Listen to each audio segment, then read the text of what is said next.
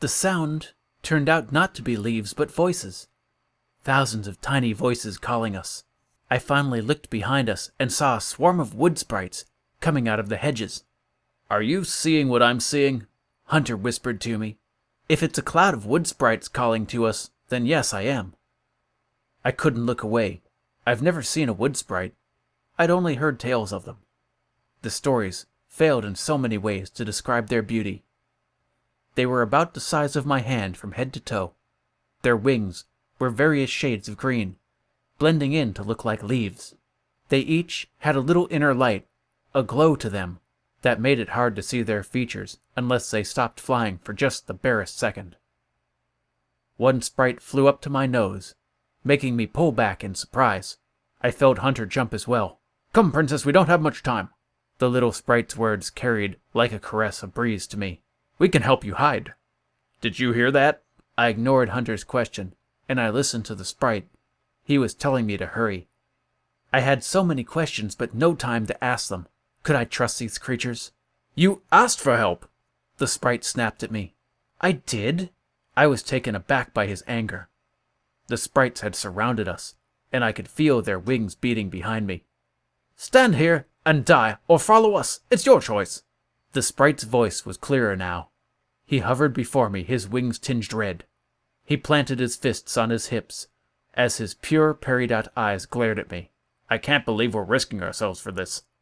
If I had had the time to be, I would have been offended. "Princess," Hunter gently nudged me, reminding me I wasn't just risking myself, as I took time to process what I was seeing. "You see and hear them too?" "Hot steaming unicorn farts! We are real! Now come on!" The sprite sneered at us as he flew over the hedge. My eyes went wide as the leaves parted, then swallowed up the little man. "Come," I heard chorused behind me as the sprites pushed us forward.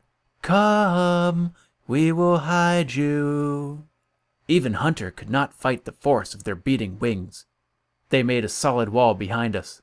The hedge was inches before me, and just as it had for the sprite, the leaves parted, making an opening large enough that Hunter and I could fit through.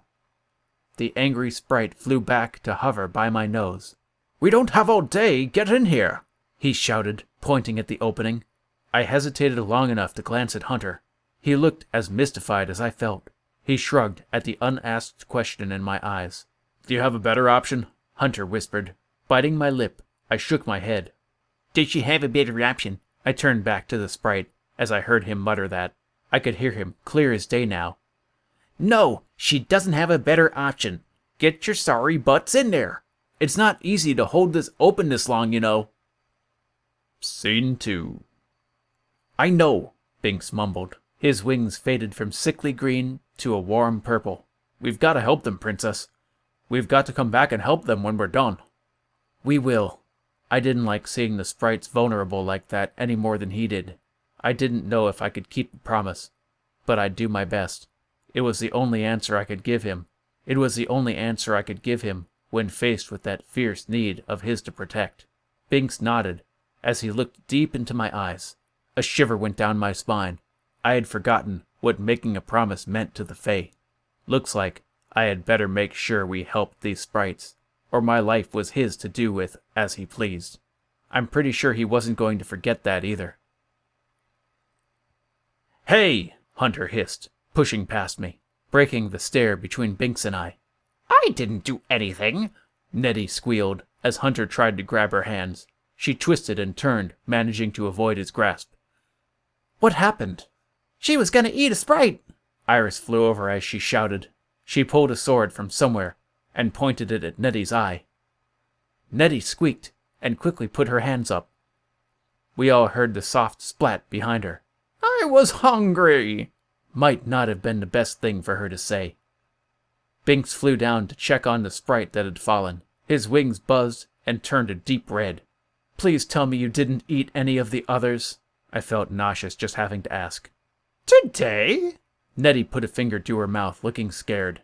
"Today?" Binks repeated, sounding like he might get sick. The horror on his face was heartbreaking.